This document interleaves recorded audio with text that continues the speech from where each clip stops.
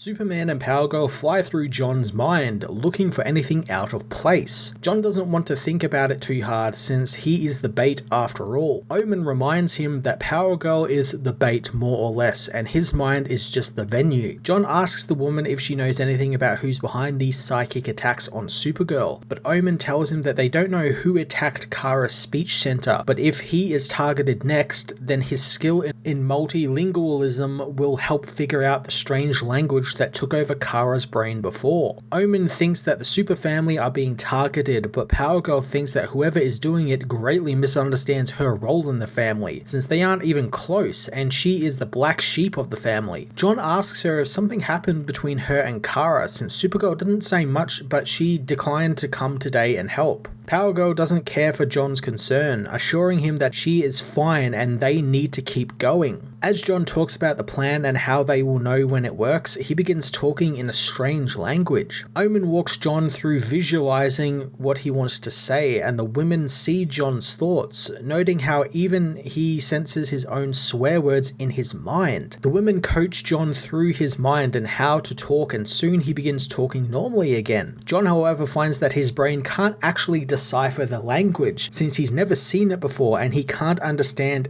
any of the colorful characters he sees. Powergirl thinks that he should try and look at it from a different angle, but John tells her that multilingualism works from whatever angle he wants it to. Karen suggests that they use the one variable they know, wanting to rule out this actually even being a language. And what if this isn't a language problem, but a mathematical problem? Omen knows that she means just like how Beast Boy's programming manifested in his mind, which makes Powergirl excited. John thinks that she shouldn't be, being that someone is implanting code in her family members' heads. Powergirl says that it's a cool problem and she's excited to be the one to solve it, since something complex of her own to unravel seldom really happens, and the family always get the fun puzzles. And while they work together, she has to do this alone. Powergirl gets to work doing some math in John's brain, assuring him that they will have him up and running before the big happy Kryptonian family dinner at home. John tries to talk with his cousin about it, but Karen doesn't think they have time for him to try and mend everything. She tells him not to even call her Karen, since that's not her name, as her alter ego no longer exists and she's just Powergirl. John asks if she actually has a name, but Powergirl doesn't, wanting to be called the beta version of Kara. Omen says that she just calls her PG for short, as Powergirl finds the programming code, yanking on it, which causes Superman to double over in pain. Powergirl says that she didn't mean to hurt John, but he knows that it was an accident, as Omen tells them to hold tight since she's going to have a look at the coding. John again tries to talk to Karen about what happened between her and Kara, as well as the family, but the woman doesn't want to talk about it since they are not her family, since she's from Earth too, and it's not like the family include her in anything. Omen tells them that the problem is rooted right there in John's mind, and with his consent, she is going to induce a deep sleep in him so he won't feel the pain of removing the source code. John reminds Powergirl that she told Clark that she didn't want to be included in the family matters, but Powergirl tells him that it's because the people she gets attached to are going to abandon her as always, and she works better alone. Omen again asks John for his consent, and the hero agrees to it, learning that his mind will be rebooted into safe mode, and he'll be all the better when he wakes up. John tells Powergirl that if her nickname is PG, that sounds a lot like Paige, so maybe she should use that as her name, and it sounds like a book's page, meaning that it's starting fresh with a brand new slate, and maybe that can be her name from now on. Later on, Powergirl tracks the source code, telling Omen Paige does sound like a cute name as she unearths the code, finding a laughing theater mask. Suddenly, the mask comes to life as Johnny Sorrow reveals himself and Omen tries to wake Powergirl up.